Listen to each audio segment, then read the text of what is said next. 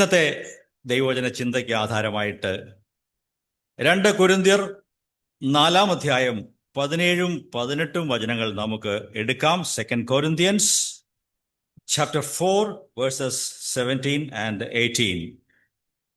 ഞങ്ങളുടെ ക്ഷണികവും നിസ്സാരവുമായ കഷ്ടത അത്യന്തം ഘനമേറിയ നിത്യ തേജസ് ഞങ്ങൾക്ക് ലഭിക്കുവാൻ മുഖാന്തരമാകുന്നു. കാണുന്നതിനെ അല്ല, കാണാത്തതിനെ അത്രേ ഞങ്ങൾ നോക്കിക്കൊണ്ടിരിക്കുന്നത്. കാണുന്നത് താൽക്കാലികവും കാണാത്തത് നിത്യവും ആകുന്നു.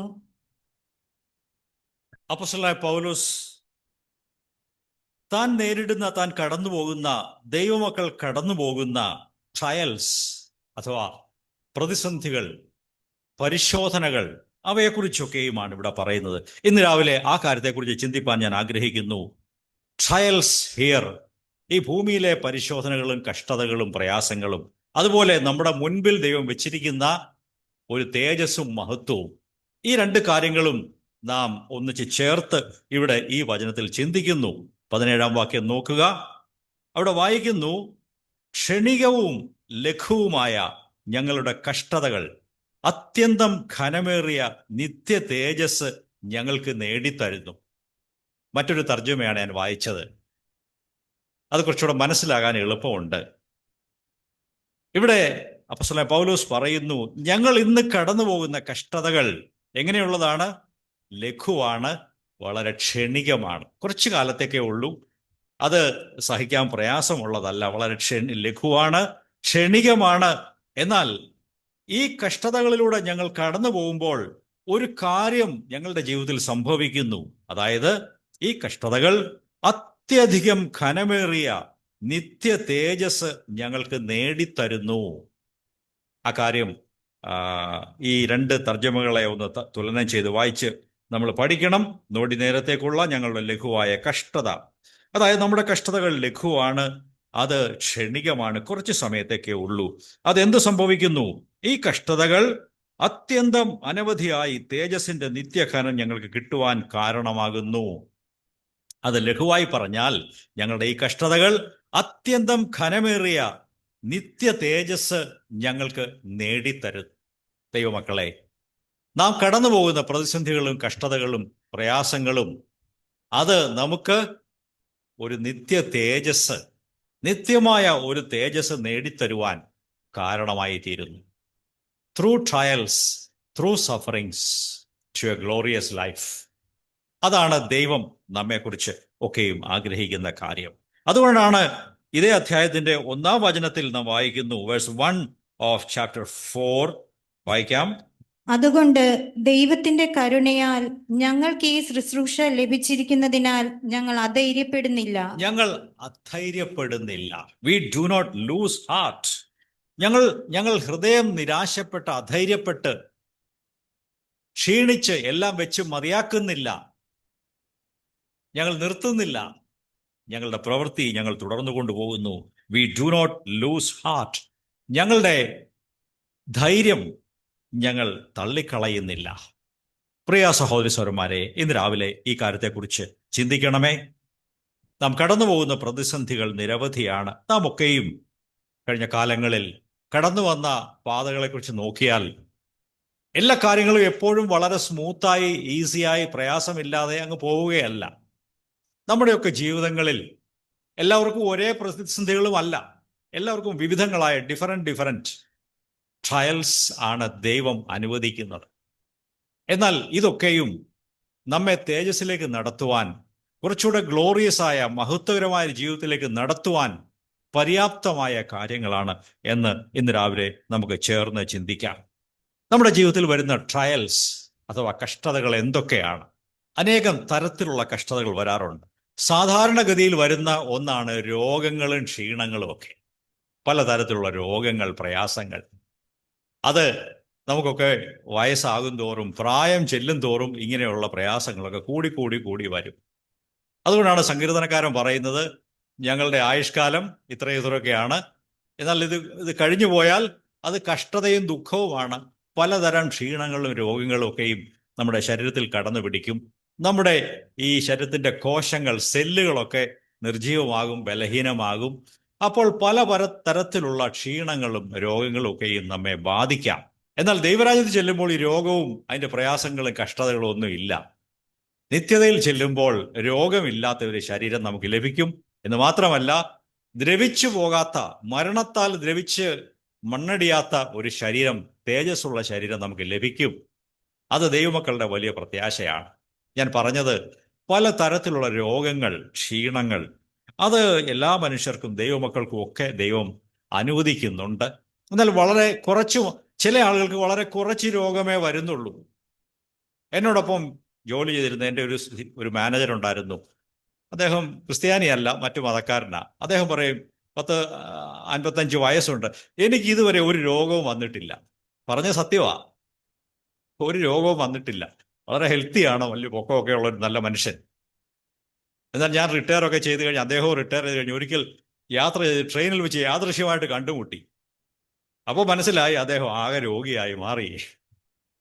ഒരിക്കലും എനിക്ക് രോഗം വന്നിട്ടില്ല എന്ന് അവകാശപ്പെട്ടയാൾ, അത് സത്യമായിരിക്കാം. ഇപ്പോൾ ഞാൻ ഒടുവിൽ കണ്ടപ്പോൾ വളരെ രോഗാതുരനായി, ക്ഷീണിതനായി കണ്ടു. ഇത് മനുഷ്യ ജീവിതത്തിന്റെ ഒരു യാഥാർത്ഥ്യമാണ്. നമുക്ക് രോഗങ്ങൾ വരുമ്പോൾ പലർക്കും പല തരത്തിലുള്ള രോഗങ്ങളും ക്ഷീണങ്ങളും വരുന്നു. അപ്രതീക്ഷിതമായ ചില രോഗങ്ങൾ ബാധിക്കുന്നു, ചിലർ പെട്ടെന്ന് കടന്നു പോകുന്നു. ഇതൊക്കെ സംഭവിക്കുന്നുണ്ട്. എന്നാൽ ഇതിനെയൊന്നും നാം ഭയപ്പെടരുത്. ഈ കഷ്ടതകളിൽ കൂടെ കടന്നു പോകുമ്പോൾ, രോഗങ്ങളിൽ കൂടെ കടന്നു പോകുമ്പോൾ ദൈവം നമ്മെ അതിൽ കൂടെ നല്ല പാഠങ്ങൾ പഠിപ്പിച്ച് നിത്യ തേജസ്സും മഹത്വവും നൽകി നമ്മെ മുമ്പോട്ട് നടത്തുകയാണ് ചെയ്യുന്നത്. ദൈവത്തിൻ്റെ താല്പര്യം അതാണ്. ചില ആളുകൾക്ക് എന്നുമെന്ന് രോഗങ്ങളാണ്. വിശ്വാസികളാകാം, അവിശ്വാസികളാകാം. അവർക്ക് ആശുപത്രി വിട്ടൊഴിയാൻ സമയമില്ല. അങ്ങനെയുള്ളവരെ ഞാൻ കണ്ടിട്ടുണ്ട്. എപ്പോഴും പ്രയാസങ്ങൾ, സഹതാപം തോന്നും. നമുക്കറിയത്തില്ല എന്തുകൊണ്ടാണെന്നുള്ളത്. ഏതായാലും ഈ രോഗങ്ങൾ കൂടെ നാം കടന്നു പോകുമ്പോൾ ദൈവത്തിന് നമ്മെ ചില അമൂല്യമായ പാഠങ്ങൾ പഠിപ്പിക്കാനുണ്ട്. God is trying to tell us something, to teach us something.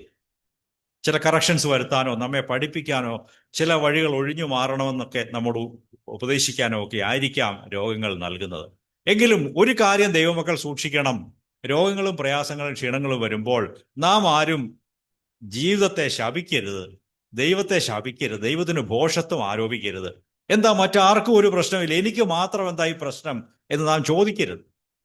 അത് ദൈവത്തിൻ്റെ പദ്ധതി അങ്ങനെയാണ്. ദൈവമേ, എനിക്ക് നൽകിയ ഈ പ്രയാസങ്ങൾ, രോഗങ്ങൾ, ക്ഷീണങ്ങൾ, ഇതിനൊക്കെ ആയിട്ട് ഞാൻ അങ്ങേ സ്തോത്രം ചെയ്യുന്നു. എനിക്കിത് മനസ്സിലാകുന്നില്ല, പക്ഷേ ദൈവമേ എന്നെ ഇതിൽ കൂടെ ജയകരമായിട്ട് നടത്തി കൊണ്ടുപോകണമേ എന്ന് പ്രാർത്ഥിക്കുക. ചിലരെ സംബന്ധിച്ച് രോഗമല്ല, അവരുടെ കുടുംബത്തിലെ പല പല അവസ്ഥകളും പ്രയാസങ്ങളും ഒക്കെ ആയിരിക്കാം. ഫാമിലി സിറ്റുവേഷൻസ്, കുടുംബത്തിലെ പ്രയാസങ്ങൾ, മക്കളുടെ പ്രയാസങ്ങൾ, കുടുംബത്തിലുള്ള അസ്വസ്ഥകൾ, അപസ്വരങ്ങൾ, അലോസരങ്ങൾ, വിഷമങ്ങളൊക്കെയും പലരെയും ബാധിക്കുന്നു. എന്നാൽ മറ്റു ചിലർക്ക് അങ്ങനെയുള്ള വിഷമമേ ഇല്ല. ഇതിലൊന്നും നമുക്ക് നമ്മെ മറ്റൊരുപാട് തുലനം ചെയ്യാൻ സാധ്യമല്ല, കമ്പയർ ചെയ്യാൻ സാധ്യമല്ല. ദൈവം നിങ്ങൾക്ക് കുടുംബത്തിൽ പ്രയാസങ്ങൾ നൽകിയിട്ടുണ്ടെങ്കിൽ, ഭാര്യാഭർത്തൃ ബന്ധത്തിൽ, മക്കളുമായിട്ടുള്ള ബന്ധത്തിൽ ഒക്കെ പ്രയാസങ്ങൾ തന്നിട്ടുണ്ടെങ്കിൽ പ്രാർത്ഥിച്ച് ദൈവത്തിൽ ആശ്രയിക്കുക. ദൈവം ഇതിനൊക്കെ വിടുതൽ നൽകും. ദൈവം അത് താങ്ങുവാനുള്ള സഹായം തരും. അങ്ങനെയാണല്ലോ 1 കൊരിന്ത്യർ 10-13 വായിക്കുന്നത്. അതെപ്പോഴും നമ്മളിവിടെ പറയാറുണ്ട്. എന്താണ് ആ വചനം പറയുന്നത്? മനുഷ്യർക്ക് സാധാരണമല്ലാത്ത പ്രലോഭനങ്ങൾ, പരിശോധനകൾ നിങ്ങൾക്ക് നേരിട്ടിട്ടില്ല. കർത്താവ് വിശ്വസ്തനാണ്. നിങ്ങളുടെ കഴിവിന് മീതെ പരിശോധന അനുവദിക്കാതെ ദൈവം പരീക്ഷയോടുകൂടെ ഒരു രക്ഷാമാർഗവും അഥവാ പോക്കുവഴിയും ഉണ്ടാക്കിത്തരും. അത് മഹത്തായ ഒരു പ്രോമിസാണ്. അത് നമുക്ക് മുറുകെ പിടിക്കാം. ചിലപ്പോൾ നമ്മുടെ മുൻപിൽ, ഞാൻ ഉള്ള കഷ്ടതകളെ കുറിച്ചാണ് പറയുന്നത്, ചിലപ്പോൾ വല്ലാത്ത ഭീഷണികൾ, ത്രെറ്റ്സ് നമ്മുടെ മുൻപിൽ നിൽക്കും. വല്ലാത്ത ഭീഷണികൾ, എന്തു ചെയ്യണമെന്ന് അറിഞ്ഞുകൂടാ. ഇപ്പോൾ വടക്കേ ഇന്ത്യയിൽ ധാരാളം വിശ്വാസികൾക്ക് നേരിടുന്ന പ്രശ്നം, അവരുടെ മുൻപിൽ വലിയ ഭീഷണികളുണ്ട്. അത് ഉപദ്രവവും പീഡനവുമാണ്, ക്രിസ്തീയ പീഡനമാണ്.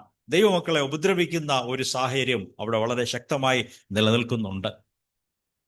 അവരെ സംബന്ധിച്ച് ഇതിനെല്ലാം ഉത്തരവില്ല. എന്തുകൊണ്ടാണ് ഇത് സംഭവിക്കുന്നത്? അവരാരും വളരെ ദോഷകരമായ തെറ്റ് ചെയ്തുകൊണ്ടൊന്നും അല്ല അവർക്ക് പീഡനങ്ങൾ ഉണ്ടാകുന്നത്, അല്ലേ? നമുക്ക് പീഡനം ഇല്ലാത്തത് നാം വളരെ നല്ലവരായതുകൊണ്ടും അല്ല. ദൈവത്തിൻ്റെ പദ്ധതി അങ്ങനെയാണ്. കഷ്ടതകൾ ഈ കാലത്ത് അവർക്ക് അനുവദിച്ചു കൊടുത്തിരിക്കുന്നു. എന്നാൽ 15 വർഷം മുമ്പ് നോർത്ത് ഇന്ത്യയിൽ വളരെ ഫ്രീ ആയിരുന്നു, എല്ലായിടത്തും പോകാമായിരുന്നു, എന്ത് ചെയ്യാമായിരുന്നു, പ്രസംഗിക്കാമായിരുന്നു, കഷ്ടതകൾ ഉണ്ടായിരുന്നില്ല. അതും ദൈവത്തിൻ്റെ ഒരു പദ്ധതിയായിരുന്നു ആ കാലത്ത്. ഇന്ന് അവിടെ വലിയ പ്രതികൂലങ്ങളും ഉപദ്രവങ്ങളും പീഡനങ്ങളും ഉണ്ട്. ചിലപ്പോൾ ആക്സിഡൻസ് സംഭവിച്ചെന്ന് വരാം. അതൊക്കെ നമുക്ക് ഒക്കെ പലർക്കും ഉണ്ടായിട്ടുണ്ട്. എന്നാൽ അത് തരണം ചെയ്യുവാൻ ദൈവം നമ്മെ സഹായിച്ചിട്ടുമുണ്ട്. വലിയ ആക്സിഡൻസ് നമ്മിൽ പലർക്കും ഉണ്ടായിട്ടുണ്ട്, അല്ലേ? അത് സംഭവിച്ചിട്ടുണ്ട്. അതൊരു തരം കഷ്ടപ്പാടാണ്, കഷ്ടതയാണ്. അപ്രതീക്ഷിതമായി സംഭവിക്കുന്ന ആക്സിഡൻസ് ഉണ്ട്. ദൈവമക്കളായതുകൊണ്ട് ദൈവം നമ്മെ എല്ലാ ആക്സിഡൻറ്റിൽ നിന്നും എപ്പോഴും സംരക്ഷിച്ചുകൊള്ളും എന്നൊന്നും നമുക്ക് പറയാൻ സാധ്യമല്ല. ദൈവമക്കൾക്കും ഇതെല്ലാം സംഭവിക്കുന്നു. പല തരത്തിലുള്ള പ്രലോഭനങ്ങൾ, ടെംപ്റ്റേഷൻസ് നമ്മുടെ ജീവിതത്തിൽ വരുന്നുണ്ട്. പാപത്തിലേക്ക് നമ്മെ തള്ളിയിടാൻ ഇടയാക്കുന്ന പരിശോധനകളും പ്രലോഭനങ്ങളും ടെംപ്റ്റേഷൻസും ജീവിതത്തിൽ വരുന്നുണ്ട്. അതും ഒരു കഷ്ടതയാണ്. നാം ചിന്തിക്കാതിരിക്കുന്ന സമയത്ത് ഒരു തെറ്റിൽ വീണു പോകുന്നു, ഒരു തെറ്റ് ചെയ്തു പോകുന്നു, സംസാരിച്ചു പോകുന്നു, പറഞ്ഞു പോകുന്നു, ഇടപെടുന്നു. നോട്ടത്തിലും ഇടപാടുകളിലും വ്യവഹാരങ്ങളിലും കൊടുക്കൽ വാങ്ങലുകളിലും ഒക്കെ നാം തെറ്റിപ്പോകാൻ സാധിക്കുന്നു. അതെല്ലാം ജീവിതത്തിലെ ഓരോരോ പ്രലോഭനങ്ങളാണ്. ആ പ്രലോഭനങ്ങളിൽ നാം വീണു പോകുന്നു ചിലപ്പോൾ. ഇതെല്ലാം ഞാൻ പറഞ്ഞത് പൊതുവായിട്ട് പറഞ്ഞാൽ ഇവയെല്ലാം ദൈവം നമ്മുടെ ജീവിതത്തിൽ പലപ്പോഴും അനുവദിക്കുന്ന കഷ്ടതകളാണ്. ഈ കഷ്ടതകളെക്കുറിച്ചാണ് നാം വായിച്ചത്. ഞങ്ങൾ അധൈര്യപ്പെടുന്നില്ല എന്ന് 2 കൊരിന്ത്യരിൽ നാം വായിച്ചുവല്ലോ. 4-ാം അധ്യായം 16-ാം വാക്യത്തിൽ ഞങ്ങൾ അധൈര്യപ്പെടുന്നില്ല. ഞങ്ങളുടെ പുറമേയുള്ള മനുഷ്യൻ ക്ഷയിച്ചുകൊണ്ടിരിക്കുന്നെങ്കിലും ആന്തരിക മനുഷ്യൻ, ഞങ്ങളുടെ അന്തരാത്മാവ് അനുദിനം നവീകരിക്കപ്പെടുന്നു. അങ്ങനെയാണ് നാം അവിടെ വായിച്ചത് 16-ാം വാക്യത്തിൽ. അതുകൊണ്ട് ഞങ്ങൾ അധൈര്യപ്പെടുന്നില്ല. ഞങ്ങളുടെ പുറമേയുള്ള മനുഷ്യൻ, അത് ശരീരത്തെക്കുറിച്ചാണ് പറയുന്നത്. ഞങ്ങളുടെ ശരീരം പ്രായം ചെല്ലും തോറും ക്ഷയിച്ചുകൊണ്ടിരിക്കുന്നു, ബലഹീനമായിക്കൊണ്ടിരിക്കുന്നു. സഭാപ്രസംഗിയിൽ അദ്ദേഹം പറയുന്നു, അവസാന കാലത്ത് മനുഷ്യന്റെ ജീവിതത്തിന്റെ അവസാനം വരുമ്പോൾ മനുഷ്യൻ കയറ്റത്തെ പേടിക്കും. ശരിയാണോ? വയസ്സാകുമ്പോൾ കയറ്റം കയറാൻ പ്രയാസമാണ്. അതൊരു സത്യമാണ്.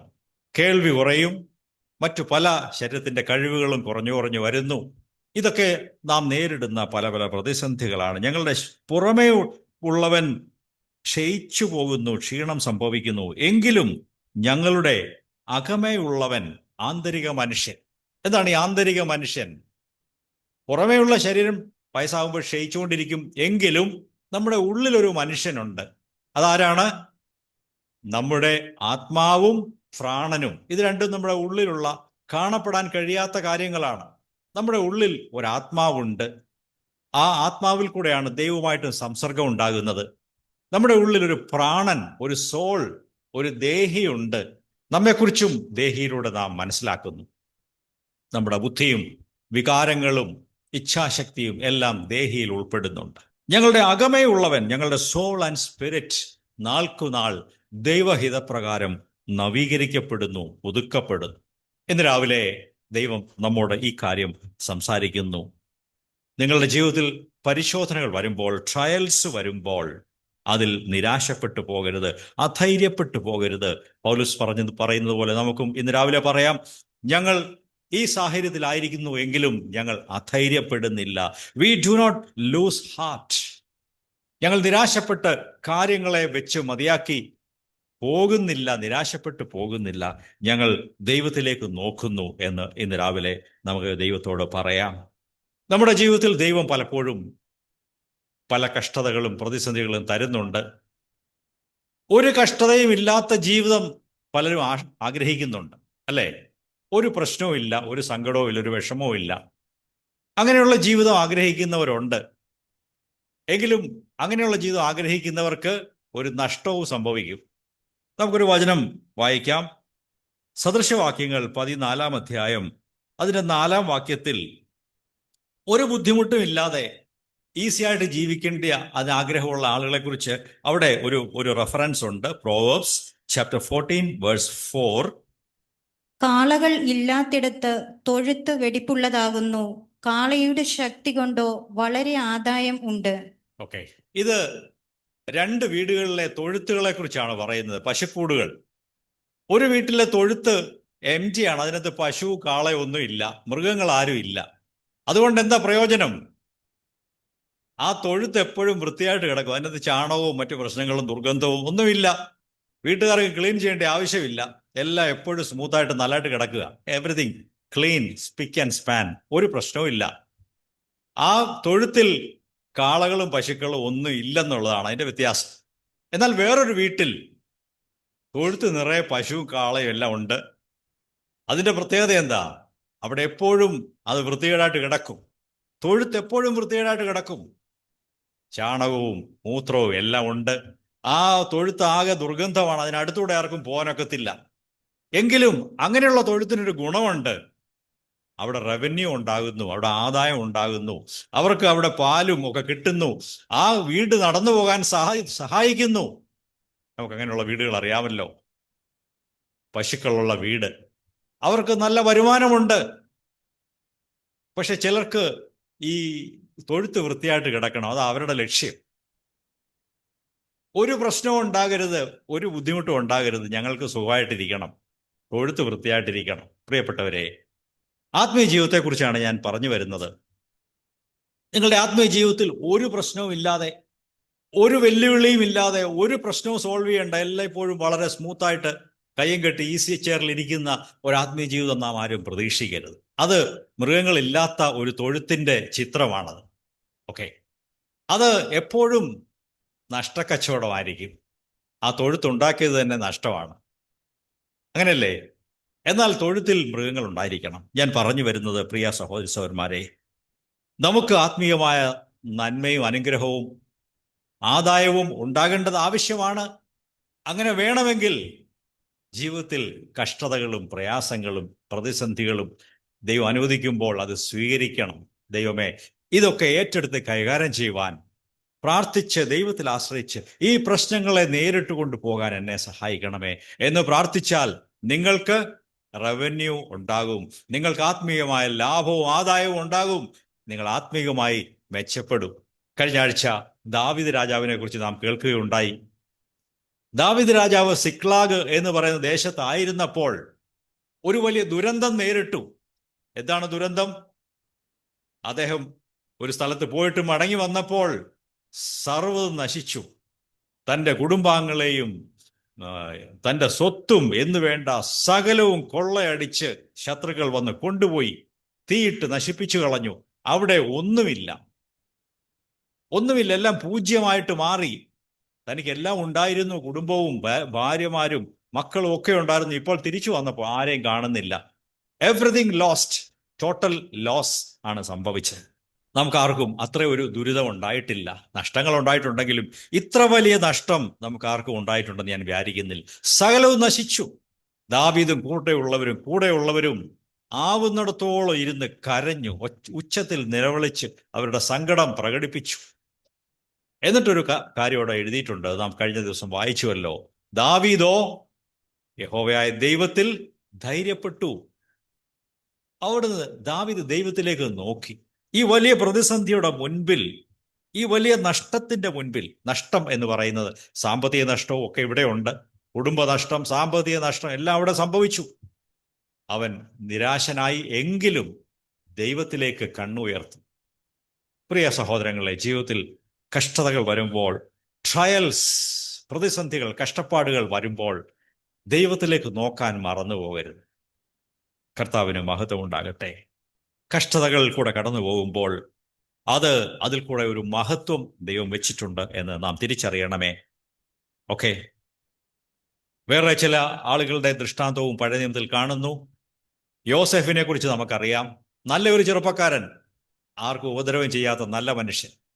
എങ്കിലും സഹോദരന്മാർ അവനെ ദ്വേഷിച്ചു, അവനെ കൊല്ലാൻ ആലോചിച്ചു.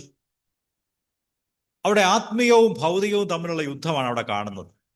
യോസെഫിന് ദൈവം ചില ദർശനങ്ങൾ കൊടുത്തു. അത് വീട്ടുകാർക്കും സഹോദരങ്ങൾക്കും മനസ്സിലായില്ല. അതിൻ്റെ പേരിൽ ഇവനെ കൊല്ലാൻ തീരുമാനിച്ചു. നാം ആത്മീയമായ ഒരു നിലപാടെടുത്താൽ, ദൈവത്തിന് വേണ്ടി നിന്നാൽ, പലപ്പോഴും അതിന് പ്രത്യാഘാതങ്ങളും എതിർപ്പുകളും നഷ്ടങ്ങളും ഒക്കെ സംഭവിക്കാൻ സാധ്യതയുണ്ട്. യോസെഫിന് അത് സംഭവിച്ചു. അവൻ്റെ സഹോദരന്മാർ അവനെ കൊല്ലാൻ തീരുമാനിച്ചുവെങ്കിൽ ഒടുവിൽ അവനെ ഒരു അടിമയായി വിറ്റുകളഞ്ഞു. അവൻ മിസ്രയീമിൽ വന്നു, അവിടെ അടിമയായി ഒരു വീട്ടിൽ ജോലി ചെയ്തു. ദൈവം യോസെഫിനോട് കൂടെ ഉണ്ടായിരുന്നു. എങ്കിലും യോസെഫിന്റെ ദുരിതങ്ങൾ അവസാനിച്ചില്ല. അവനെ പിടിച്ച് ജയിലിലിട്ടു, കാരാഗൃഹത്തിൽ കിടന്നു. അവിടെയും യോസെഫിനോടൊപ്പം ദൈവം ഉണ്ടായിരുന്നു, യഹോവ ഉണ്ടായിരുന്നു. എന്തെല്ലാം പ്രതിസന്ധികളാണ് ഈ 17 20 വയസ്സുള്ള ചെറുപ്പക്കാരൻ കടന്നുപോയത്. അവന്റെ ജീവിതത്തിൽ നിരാശ ഉണ്ടാകുന്ന അളവിൽ ഉള്ള പ്രതിസന്ധികൾ അവന് നേരിട്ടു, കഷ്ടതകൾ നേരിട്ടു. എങ്കിലും യോസെഫ് ദൈവത്തിൽ ഉള്ള അവന്റെ വിശ്വാസം വിട്ടുകളഞ്ഞില്ല. അവനെ ദൈവം ഒടുവിൽ കരകയറ്റി സകല മിസ്രയീം ദേശത്തിനും അധിപനാക്കി അവനെ ഉയർത്തി. അവിടെ എന്താണ് കാണുന്നത്? Through trials to glorious life. കഷ്ടതകളിലും പ്രയാസങ്ങളിലും കൂടെ കടന്നുപോയിട്ട് ആ മനുഷ്യനെ ദൈവം തേജസ്സുള്ള മഹത്വകരമായ അവസ്ഥയിലേക്ക് ഉയർത്തിക്കൊണ്ടുവന്നു. ഞാൻ പല പല ദൃഷ്ടാന്തങ്ങൾ പറഞ്ഞല്ലോ.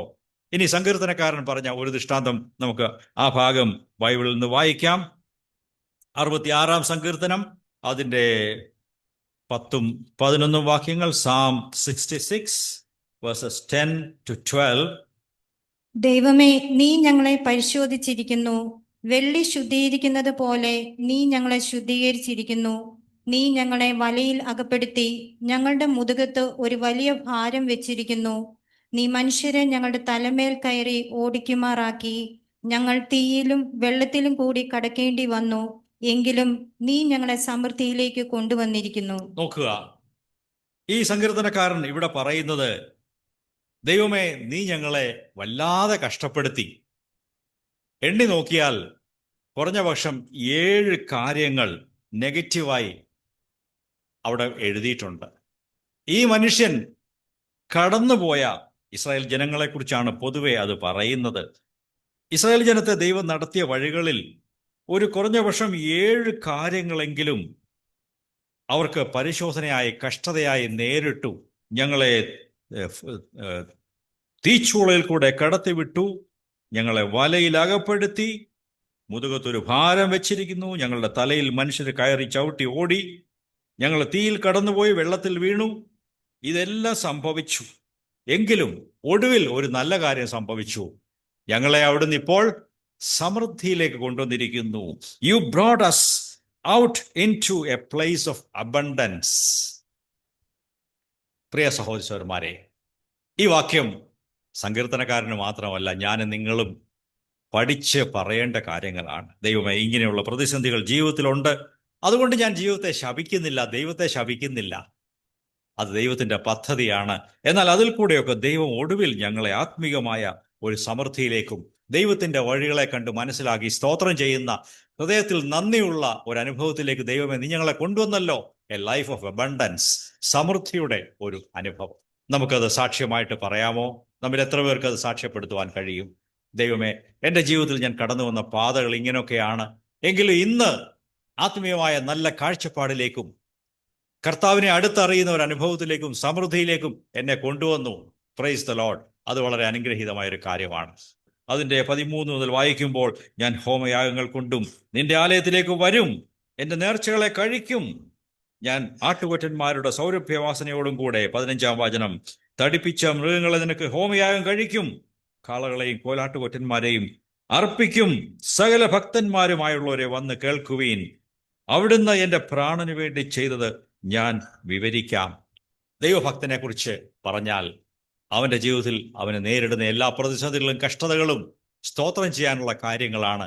അതിൽ കൂടെ ദൈവം നമ്മെ ഓരോരുത്തരെയും, പ്രിയപ്പെട്ടവരെ, അനുഗ്രഹീതമായ അനുഭവത്തിലേക്ക് നടത്തിക്കൊണ്ടിരിക്കുകയാണ്. അത് നിങ്ങൾക്ക് അനുഭവമുണ്ടോ? അത് സാക്ഷ്യമായിട്ട് പറയാൻ സാധിക്കുമോ? കഴിഞ്ഞ കാലങ്ങളിൽ ദൈവം നടത്തിയ വഴികൾ ഒക്കെയും ഞങ്ങളെ സമൃദ്ധിയിലേക്കും കുറച്ചുകൂടെ കർത്താവായ യേശുവിനെ, ക്രിസ്തുവിനെ അറിയുവാൻ, ദൈവത്തെ അറിയുവാൻ ഞങ്ങൾക്ക് ഇടയായി. Price the Lord. അത് നമുക്ക് ഏറ്റുപറയാൻ സാധിക്കും. ഞാൻ പല പല ദൃഷ്ടാന്തങ്ങൾ പറഞ്ഞു, പല മനുഷ്യരെ കുറിച്ച് പറഞ്ഞു, സങ്കീർത്തനക്കാരനെ കുറിച്ച് പറഞ്ഞു. ഇനിയും ഒരാളെ കുറിച്ചും കൂടെ പറയാം, പെട്ടെന്ന് പറഞ്ഞു പോകാം. കർത്താവായ യേശു ക്രിസ്തു തന്നെയാണ്. സാക്ഷാൽ യേശു ക്രിസ്തുവിനെ കുറിച്ചാണ് പറയുന്നത്. നമുക്ക് ആ വചനം കൂടെ വായിക്കാം. എബ്രായർ 2-ാം അധ്യായം 10-ാം വചനം വായിക്കാം. Hebrews chapter 2 verse 10. എല്ലാം ആർക്ക് വേണ്ടിയും ആരാലും ആയിരിക്കുന്നുവോ അവൻ അനേകം പുത്രന്മാരെ തേജസ്സിലേക്ക് നടത്തുമ്പോൾ അവരുടെ രക്ഷാനായകനെ കഷ്ടാനുഭവങ്ങളാൽ പൂർണ്ണനാക്കുന്നത് യോഗ്യമായിരുന്നു. ദൈവം യോഗ്യമെന്ന് കണ്ട ഒരു കാര്യം അവിടെ പറഞ്ഞിരിക്കുന്നു. God found it perfectly fitting. എന്താണ്? സകലത്തിൻ്റെയും കാരണഭൂതനായ ഉടയവനായ കർത്താവായ യേശു ക്രിസ്തുവിനെ തേജസ്സിലേക്ക് നടത്തുമ്പോൾ ആ നടത്തുന്ന പാത എങ്ങനെയുള്ളതാണ്? കഷ്ടാനുഭവങ്ങളാൽ തികഞ്ഞ ഒരു പാതയായിരുന്നു. Through sufferings to glory. അതാണ് അതിൻ്റെ ചുരുക്കം, അവിടെ ആ വാക്യത്തിൻ്റെ ചുരുക്കം. കർത്താവായ യേശു ക്രിസ്തുവിനെ തേജസ്സിലേക്ക് പിതാവായ ദൈവം നടത്തി. എന്നാൽ അത് ഈസിയായ ഒരു ചവിട്ടി കയറി പോകുന്നൊരു വഴി ആയിരുന്നില്ല. അത് കഷ്ടതയുടെ പാതയായിരുന്നു. It was a way of suffering. ക്രൂശിന്റെ വഴിയായിരുന്നു.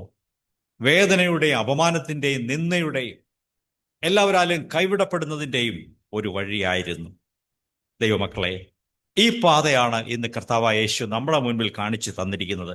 ക്രിസ്തുവിൻ്റെ ആ മാർഗം നമുക്ക് സ്വീകരിച്ച് മുമ്പോട്ട് പോകുവാനായിട്ടും അങ്ങനെ കാലങ്ങൾ കഴിയുമ്പോൾ നമ്മുടെ ജീവിതങ്ങൾ തേജസ്സുള്ളതായി, വരാൻ പോകുന്ന വലിയ തേജസ്സിലേക്ക് കടന്നു പോകാനുള്ള ആളുകളായി ദൈവം നമ്മെ രൂപാന്തരപ്പെടുത്തുവാൻ ആഗ്രഹിക്കുന്നു.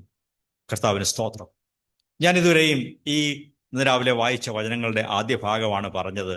ദൈവം നമ്മെ നടത്തിക്കൊണ്ടുപോകുന്ന, കടത്തിവിടുന്ന കഷ്ടതകളും പ്രയാസങ്ങളും ട്രയൽസും പരിശോധനകളും, ബഹുവിധങ്ങളായ കഷ്ടതകളുണ്ട്. അതിൽ നിരാശപ്പെട്ടു പോകരുത്. ഇതിൻ്റെ ഒരു ആത്യന്തിക ഫലമുണ്ട്. What is the result? ഈ കഷ്ടതകളിലൂടെ കടത്തിവിടുന്നതിൻ്റെ റിസൾട്ട് എന്താണ്? അത് നാം 2 കൊരിന്ത്യർ 4:16 വായിച്ചുവല്ലോ. 16 വാക്യത്തിൽ വായിക്കുന്നു, അതുകൊണ്ട് ഞങ്ങൾ അധൈര്യപ്പെടുന്നില്ല. ഞങ്ങളുടെ ബാഹ്യ മനുഷ്യൻ, ഞങ്ങളുടെ ശരീരം ക്ഷയിച്ചുകൊണ്ടിരിക്കുന്നു എങ്കിലും ഞങ്ങളുടെ ആന്തരിക മനുഷ്യൻ, ഞങ്ങളുടെ ആത്മാവും ദേഹിയും അനുദിനം നവീകരിക്കപ്പെടുന്നു. Praise the lord. അനുദിനമുള്ള ഡെയിലി റിന്യൂവൽ, അനുദിനമുള്ള ഒരു നവീകരണമാണ് ട്രയൽസിൻ്റെ, കഷ്ടാനുഭവങ്ങളുടെ റിസൾട്ട് എന്ന് പറയുന്നത്. കാലം ചെല്ലും തോറും നാം ആത്മീയമായ അന്തരാത്മാവിൽ പുതുക്കം പ്രാപിച്ചവരായി, നമ്മുടെ ലക്ഷ്യങ്ങളിലും ഉദ്ദേശങ്ങളിലും ആഗ്രഹങ്ങളിലും ഒക്കെ ഒരു പുതുക്കമുള്ളവരായി, ഈ ലോകത്തിൻ്റെ നേട്ടങ്ങളും ഒന്നും നമ്മുടെ ലക്ഷ്യം ആക്കാതെ ദൈവരാജ്യവും ക്രിസ്തുവിൻ്റെ രാജ്യവും മഹിമയും, ക്രിസ്തുവിനെ പോലെ ആകുന്നതും ദൈവരാജ്യത്തെ ലക്ഷ്യമാക്കി പോകുന്നതും നമ്മുടെ ലക്ഷ്യമാക്കി ആ തേജസ്സേറിയ ജീവിതത്തിലേക്ക് നമ്മുടെ കണ്ണുകളെ വയ്ക്കുമ്പോൾ, വരുന്ന കാലത്തിൽ മാത്രമല്ല ഈ ഭൂമിയിലായിരിക്കുമ്പോൾ തന്നെയും നമ്മുടെ ജീവിതങ്ങൾ തേജസ്സിലേക്ക് മാറ്റപ്പെടുവാൻ ദൈവം ഇടയാക്കുന്നു എന്നുള്ളതാണ് സത്യം. അതിൻ്റെ 17 വാക്യത്തിൽ നാം വായിച്ചുവല്ലോ, നൊടി നേരത്തേക്കുള്ള ഞങ്ങളുടെ ലഘുവായ കഷ്ടത അത്യന്തം അനവധിയായി തേജസ്സിന്റെ നിത്യഘനം ഞങ്ങൾ കിട്ടുവാൻ ഇടയാക്കുന്നു. അതിനെ തേജസ്സിന്റെ നിത്യഘനം എന്നുള്ളതിനെ കുറച്ചുകൂടെ സിമ്പിളായിട്ട് പറഞ്ഞാൽ ഘനമേറിയ നിത്യ തേജസ് എന്ന് പറയുന്നതാണ് കുറച്ചുകൂടെ നല്ലത്. ഘനമേറിയ നിത്യ തേജസ്, അതാണ് നമ്മുടെ മുൻപിലുള്ളത്.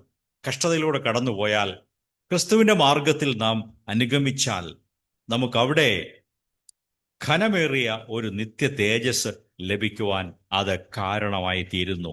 കർത്താവിന് മഹത്വം ഉണ്ടാകട്ടെ. ദൈവമേ, ഈ ഘനമേറിയ നിത്യ തേജസ് ദൈവരാജ്യത്തിൽ എനിക്കായി അവിടുന്ന് വെച്ചിരിക്കുന്നു. ഞാനതിന് നന്ദി പറയുന്നു. എന്നാൽ അത് നിത്യതയിൽ ചെല്ലുമ്പോൾ മാത്രമല്ല, ഈ ഭൂമിയിൽ വെച്ചും ആ ഘനമേറിയ തേജസ്സിൻ്റെ ഒരു അനുഭവം ദൈവമക്കൾക്ക് ഉണ്ടാകാൻ സാധിക്കും. കഴിഞ്ഞ ആഴ്ചയിൽ നാം അത് വായിച്ചുവല്ലോ, ദ ഓയിൽ ഓഫ് ഗ്ലാഡ്നെസ്. ആ വാക്യം നിങ്ങൾ ഓർക്കുന്നോ? ആനന്ദത്തിൻ്റെ തൈലം, ആനന്ദ തൈലം. അതെപ്പോഴും സന്തോഷത്തിൽ, ആനന്ദത്തിൽ ഒരുവനെ നിർത്തുന്ന അനുഭവമാണ് ആനന്ദ തൈലം എന്ന് പറയുന്നത്. യേശുവിനെ പിതാവ് കൂട്ടുകാരിൽ അധികമായി യേശുവിനെ ദൈവം ആനന്ദ തൈലം കൊണ്ട് അഭിഷേകം ചെയ്തിരുന്നു.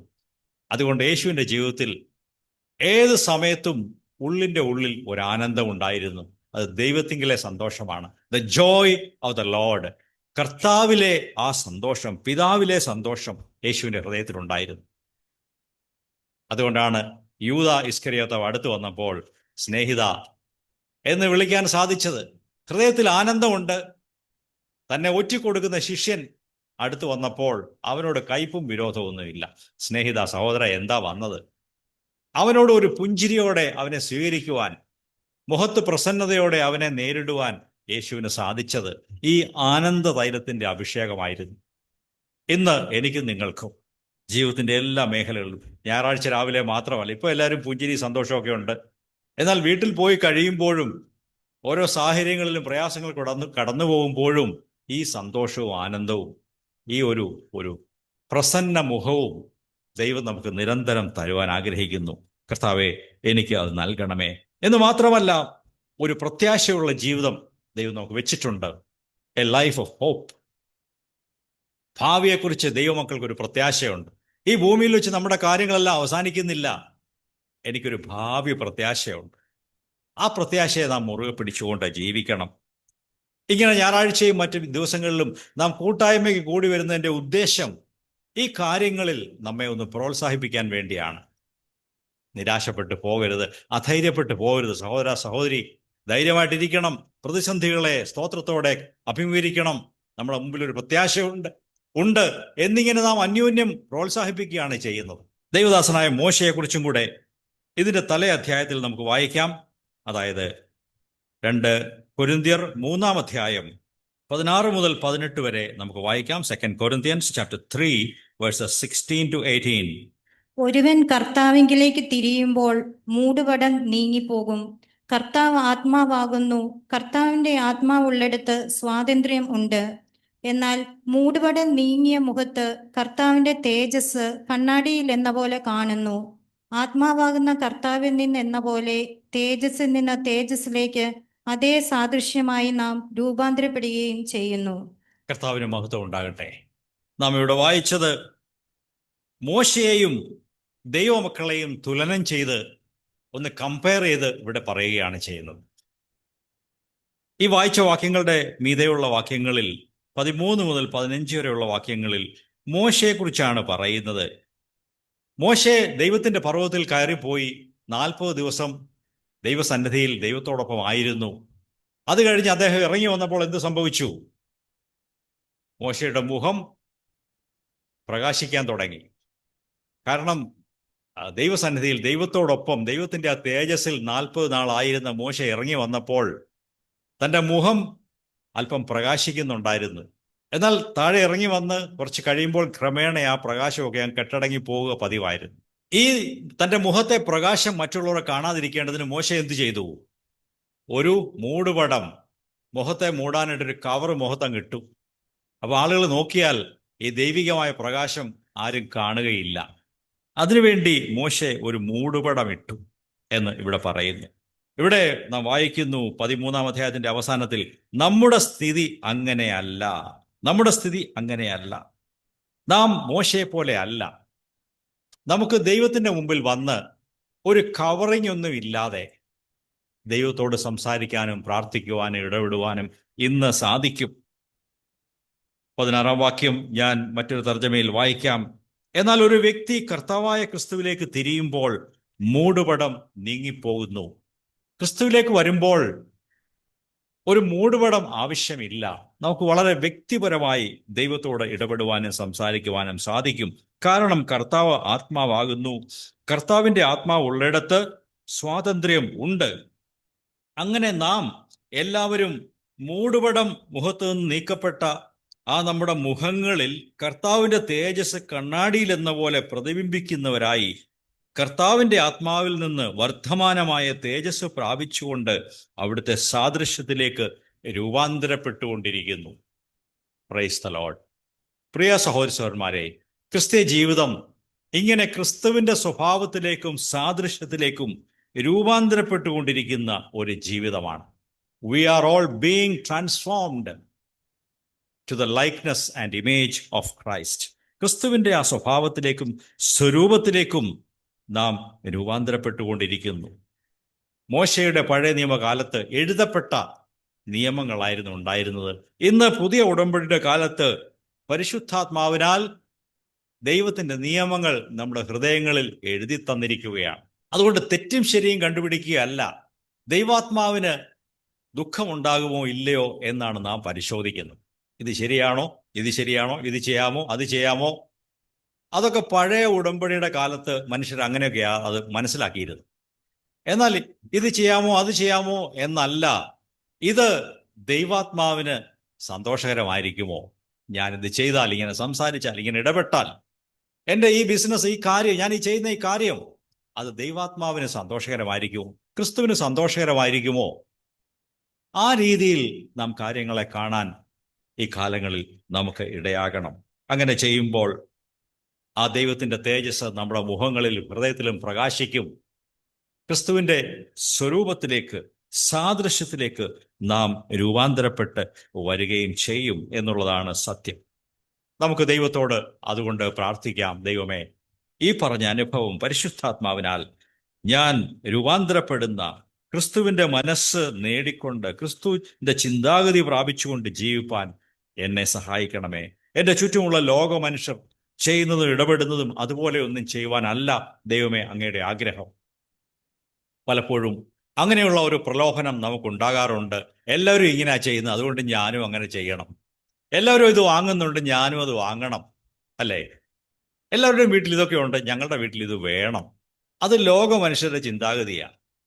എന്നാൽ മറ്റെല്ലാവർക്കും ഉള്ളത് നമുക്ക് ആവശ്യം ഉണ്ടാകത്തില്ല. ചിലപ്പോൾ അവർക്കൊക്കെ ഇതുണ്ട്, പക്ഷെ ഞങ്ങൾക്കൊന്നും ആവശ്യമില്ല. ഞങ്ങൾക്ക് ഇത്രയൊക്കെ മതി, ഇതുകൊണ്ട് ഞങ്ങൾക്ക് സന്തോഷമാണ്. മറ്റുള്ളവർക്ക് ഉള്ളത് കൊണ്ട് നമുക്കത് ഉണ്ടാകേണ്ട ആവശ്യമില്ല.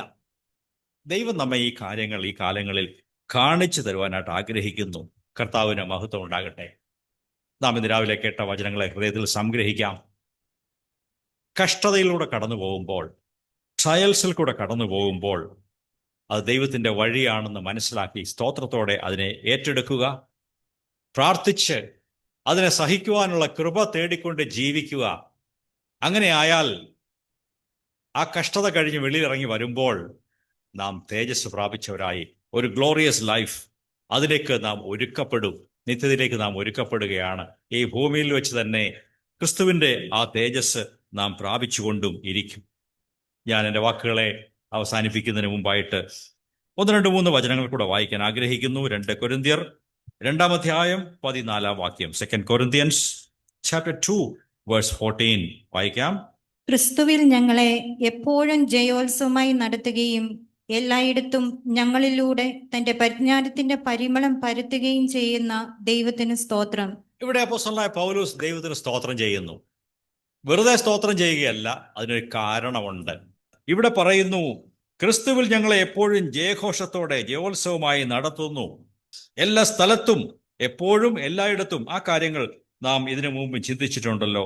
ക്രിസ്തീയ ജീവിതം എപ്പോഴും, എല്ലായിടത്തും, എല്ലാ സാഹചര്യങ്ങളിലും അത് ചേരുന്നതാണ്, അത് വർക്ക് ചെയ്യുന്നതാണ്, അത് പ്രവർത്തിക്കുന്നതാണ്. ഞങ്ങളെ കൊണ്ട് എല്ലായിടത്തും തൻ്റെ പരിജ്ഞാനത്തിൻ്റെ വാസന വെളിപ്പെടുത്തുകയും ചെയ്യുന്ന ദൈവത്തിന് സ്തോത്രം. ഞാൻ ആ വചനം വീണ്ടും വായിച്ചു കേൾപ്പിക്കാം. ക്രിസ്തുവിൽ ഞങ്ങളെ എപ്പോഴും ജയഘോഷമായി നടത്തുകയും ഞങ്ങളിലൂടെ അവിടുത്തെക്കുറിച്ചുള്ള പരിജ്ഞാനത്തിൻ്റെ പരിമളം എല്ലായിടത്തും പരത്തുകയും ചെയ്യുന്ന ദൈവത്തിന് സ്തോത്രം. കഷ്ടതയുണ്ട്, പ്രതിസന്ധികളും നഷ്ടങ്ങളും അപമാനങ്ങളും പീഡനങ്ങളും ഉപദ്രവങ്ങളും ഒക്കെയുണ്ട്. എങ്കിലും ക്രിസ്തുവിൻ്റെ പരിജ്ഞാനത്തിൻ്റെ പരിമളം ഞങ്ങൾ എല്ലായിടത്തും പരത്തുന്നു.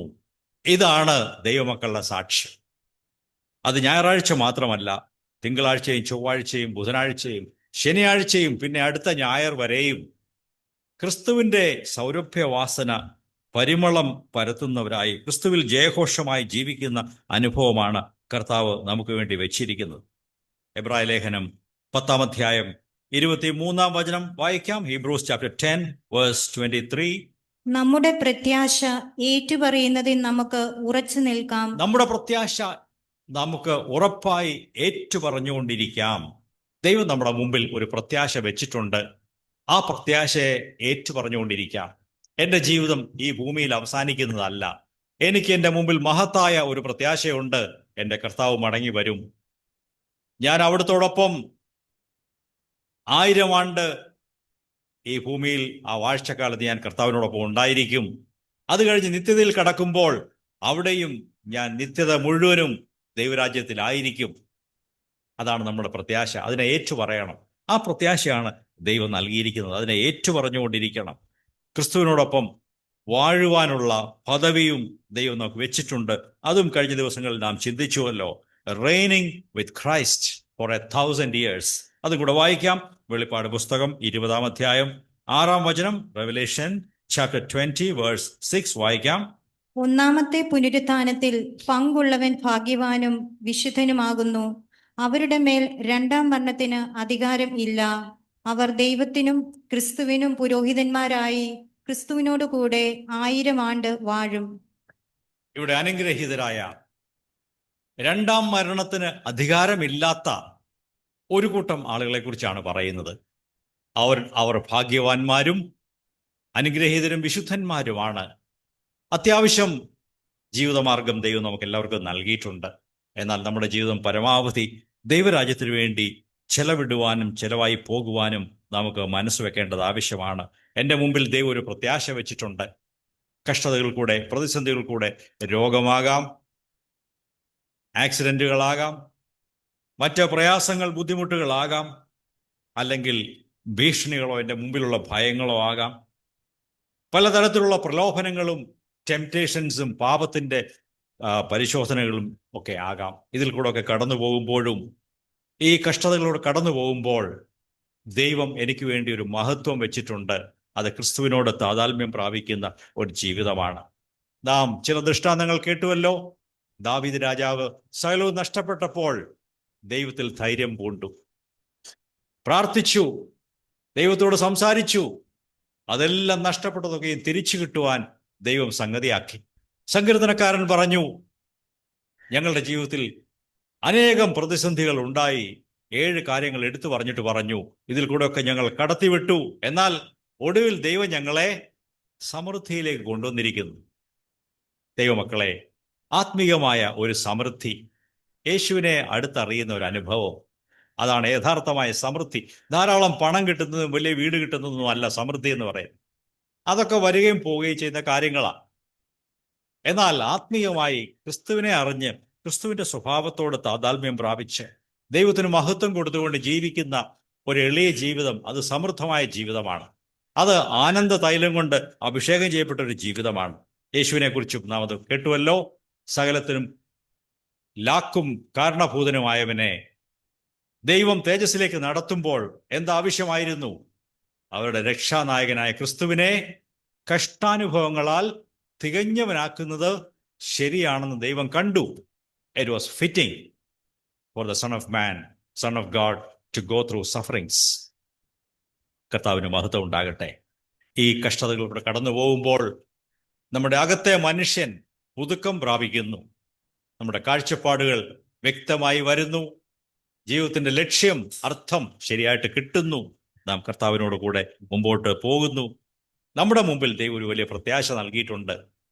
നാം കഷ്ടതകളെ എപ്പോഴും നോക്കിക്കൊണ്ടിരിക്കുകയല്ല, അതിനപ്പുറത്തുള്ള ആ തേജസ്സിനെയും മഹത്വത്തെയും ദൈവം നമ്മെ നടത്തുന്ന ആ കാര്യത്തെയും മുമ്പോട്ട് നോക്കിക്കൊണ്ട് ജീവിക്കണം.